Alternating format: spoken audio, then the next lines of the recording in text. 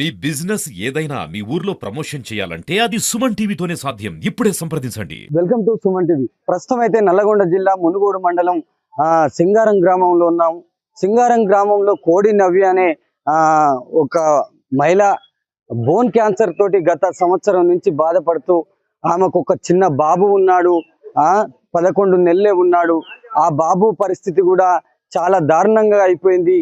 ఈ సింగారం గ్రామంలో వాళ్ళ ఇంట్లో కానీ ఈ యొక్క గ్రామంలో విషాద ఛాయలు అలుముకున్నాయి. మరి ఏ విధంగా చనిపోయింది, ఎట్లా చనిపోయింది అనే విషయాన్ని వాళ్ళ కుటుంబ సభ్యుల్ని, ఇక్కడ ఉన్న గ్రామస్తులను అడిగి తెలుసుకునే ప్రయత్నం చేద్దాం.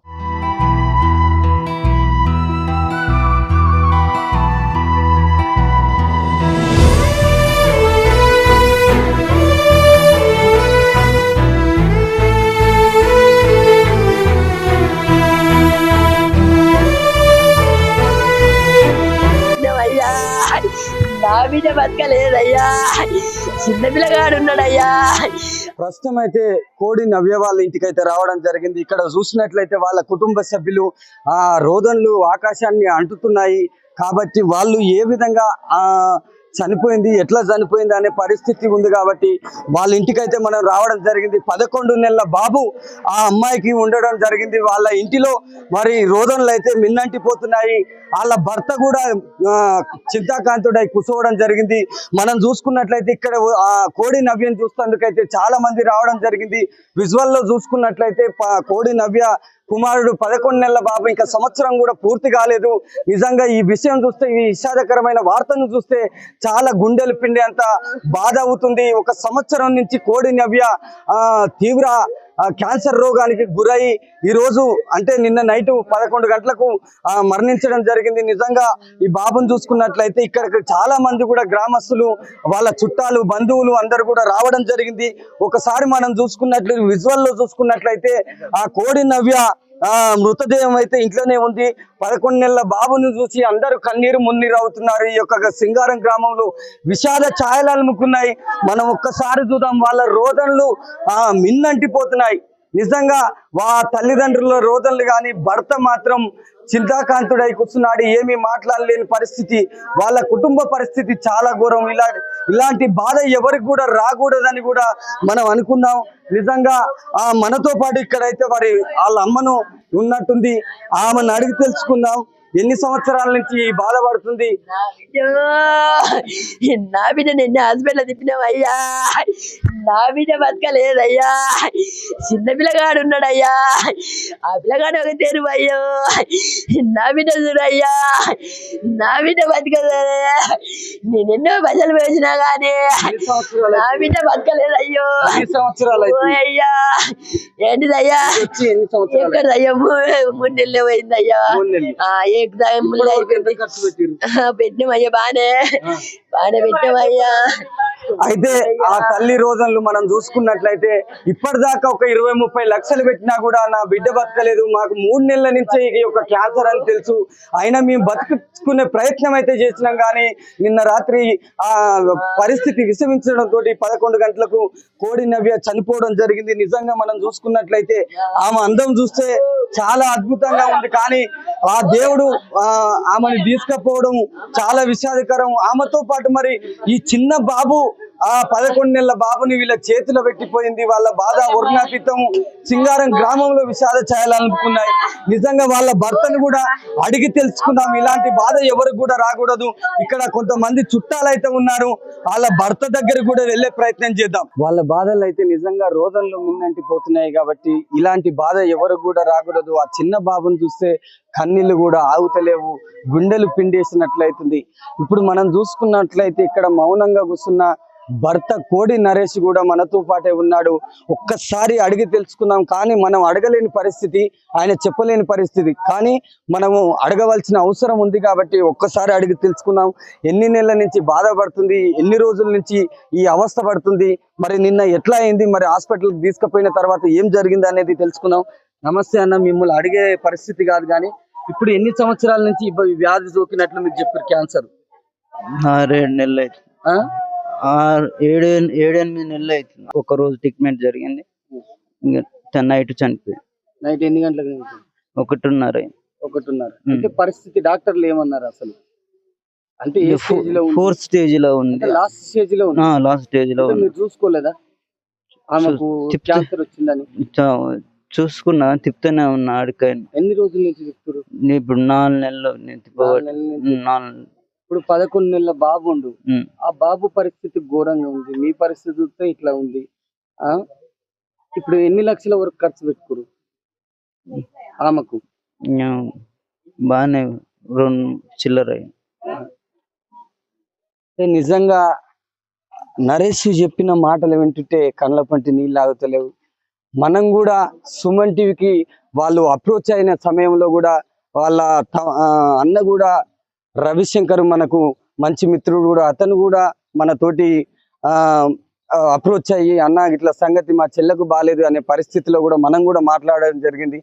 ఎంఎన్జెన్ కామినీ హాస్పిటల్ నుంచి ఎంఎన్జెన్ తీసుకుపోయే టైంలో అక్కడికి తీసుకుపోయిన తర్వాత పరిస్థితి విషమించడంతో 1:30 ప్రాంతంలో చనిపోవడం జరిగింది. 11 గంటల ప్రాంతంలో పరిస్థితి అనేది మించిపోయింది, మన చేతిలో లేదని డాక్టర్లు కామినీ హాస్పిటల్ వైద్యులు చేతులు ఎత్తేసిన సమయంలో అక్కడి నుంచి ఎంఎన్జెన్ క్యాన్సర్ హాస్పిటల్కి తీసుకెళ్ళిన తర్వాత అక్కడికి పోయేసరికి కోడి నవ్య చనిపోయిందని ఎంఎన్జెన్ వైద్యులు నిర్ధారణ చేసేసరికి ఒక్కటేసారి వాళ్ళ గుండెలు పగిలినట్టు అయిపోయింది. నిజంగా 11 నెలల బాబు అంటే ఆ తల్లి ఒంటరి చేసిపోయింది. ఈ 11 నెలల బాబుని పసి కూనని ఏం చేయాలను అనే పరిస్థితి ఎవరు జాదాలే. అటు చూస్తే తండ్రికి అంటే అమ్మ లేనిది కూడా కొడుకు జాదలే, కానీ తండ్రి లేకుండా తల్లి ఏ విధంగానైనా సాధుతూ, కానీ ఇప్పుడు ఆ పరిస్థితి లేదు, తల్లి వెళ్ళిపోయింది ముందుగానే. కాబట్టి ఇలాంటి బాధ ఎవరు కూడా రాకూడదని ఇక్కడ మనతో పాటుగా కొంతమంది గ్రామస్తులు ఉన్నారు. మరి వీళ్ళ కుటుంబ పరిస్థితులు ఏంది, వీళ్ళ స్థితిగతులు ఏంది, ఎట్లా ఉండేది, కోడి నవ్య ఈ ఊరి వాళ్ళతోటి ఏ విధంగా ఉండేది అడిగి తెలుసుకునే ప్రయత్నం చేద్దాం. ఇప్పుడు మనతో పాటు కోడి నవ్య మరిది కూడా మనతో పాటే ఉండి అడిగి తెలుసుకున్నాం. నిజంగా నరేష్ అయితే బాధతోటి ఉండి కనుక ఏం చెప్పలేకపోతుండో, మరి వాళ్ళ అన్న వాళ్ళ వదిన ఈ బాబుతోటి ఎట్లా ఉండేది చెప్పినానా? మీ వదిన పరిస్థితి ఎట్లా ఉండే అసలు? మీ అన్న చెప్పలేని పరిస్థితిలో ఉండు. ఫస్ట్ ఎట్లా అంటే స్టార్ట్ ఎట్లా అయిందంటే 3 months ఇప్పటి నుంచి 3 months బ్యాక్ నుంచి లెగ్ పెయిన్ స్టార్ట్ అయింది. లెగ్ పెయిన్ స్టార్ట్ అయితే నార్మల్ గా ఇక్కడ నల్గొండలో అక్కడ ఇక్కడ చూపించినాం. ఆ పెయిన్ తగ్గడానికే ఇచ్చారు, కానీ ఇది పెయిన్ దేని వల్ల వస్తుందని డీప్ గా టెస్ట్ చేయాలి. దాది మళ్ళా ఏది మా అన్న తెలిసిన ఉంటే ఆ సిటీకి తీసుకుపోయారు. డెక్కన్ హాస్పిటల్ తీసుకొని ఎంఆర్ఐ స్కాన్ తీపిస్తే అందులో తెలిసింది క్యాన్సర్ అని. క్యాన్సర్ అని తెలియగానే మా అన్నయ్య నాకు చెప్పాడు, ఇట్లా ఆ రిపోర్ట్ లో ఇట్లా వచ్చింది అనగానే మా వదిన వాళ్ళ బ్రదర్ ఉంటే ఆయన ఆ ల్యాబ్ లో చేస్తాడు. తను ఎల్బీ నగర్ కామినీ హాస్పిటల్లో జాయిన్ అయితే ట్రీట్మెంట్ ఆరోగ్యశ్రీ నడుస్తుంది అన్నాడు, కానీ కీమోల వరకే నడుస్తుంది, తర్వాత ఏమనంటే మీరు మనీ పెట్టుకొని చూసుకోవాలి అని అన్నాడు. అనే వరకల్లా చూయించుకున్నాక మళ్ళీ కీమో ఇచ్చారు, రేడియేషన్ ఇచ్చారు, మళ్ళీ ఇంటికి పంపించినాక 2 days కు మళ్ళీ పెయిన్ స్టార్ట్ అయ్యి వామిటింగ్ కల తిరగడం అని అలా అయింది. అలా కాగానే మళ్ళీ ఎమ్మటే ఎల్బీ నగర్ కామినీకి వెళ్ళాం. ఎల్బీ నగర్ కామినీకి వెళ్తే ఇప్పుడు ఐసీయూలో అడ్మిట్ చేసుకోవాలి, ఫస్ట్ 50,000 డిపాజిట్ చేయాలి, ఇట్లా ట్రీట్మెంట్కి ఇంత ఖర్చు అవుతుందని మామూలుగా మ్యాక్సిమం అలా చెప్పంగానే ఎమ్మటే మేము ఇక అల్లా మనీ ఎక్కువైతుందని బసవతారకం వెళ్ళాం. ఆరోగ్యశ్రీ నడుస్తుందేమో బసవతారకం పోయినాం. డైరెక్ట్ బసవతారకం పోతే అల్లా ఆరోగ్యశ్రీ నడవదు, మనీతోటే ట్రీట్మెంట్ జరుగుతుంది అని అన్నారు. ఆ నుంచి నిమ్స్కి వచ్చినాం. నిమ్స్ హాస్పిటల్కి వస్తే అక్కడ కూడా ఆరోగ్యశ్రీ చెల్లలేదు, ఏమంటే మనీతోటే జాయిన్ కావాలి. మన అడ్డుగా సగం ట్రీట్మెంట్ మీరు ఎల్బీ నగర్ కామినీలో తీసుకోరు కాబట్టి ఇప్పుడు ట్రీట్మెంట్ కూడా మేము ఏం వేయలేము, కాకపోతే అట్లా జనరల్గా చూస్తాం అంతే తప్ప మేము ట్రీట్మెంట్ అంటూ ఏం వేయలేము, గ్యారంటీ కూడా చెప్పలేము అని నిమ్స్లు అన్నారు.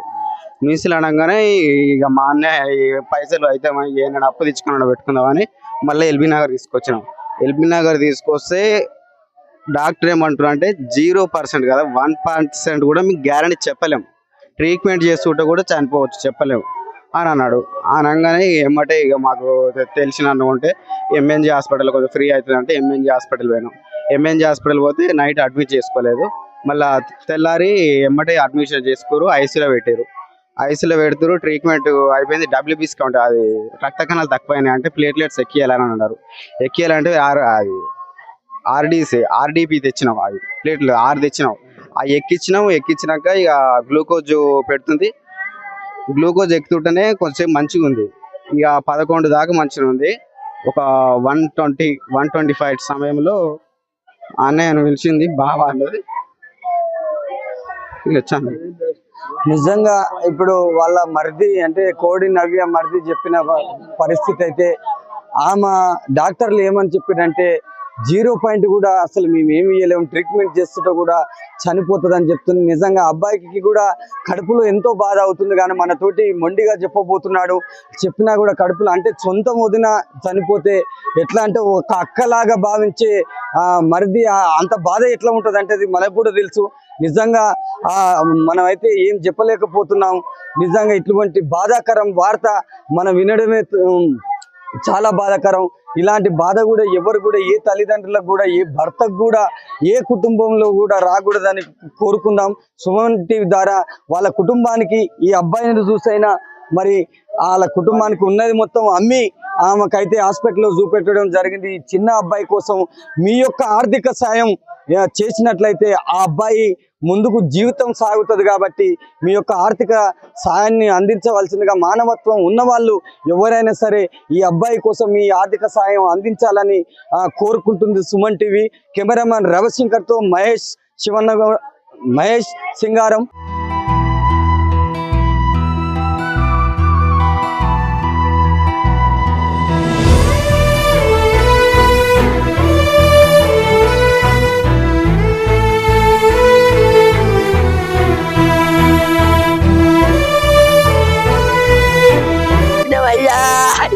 నా బిడ్డ బతకలేదయ్యా, చిన్న పిల్లగాడు ఉన్నాడయ్యా.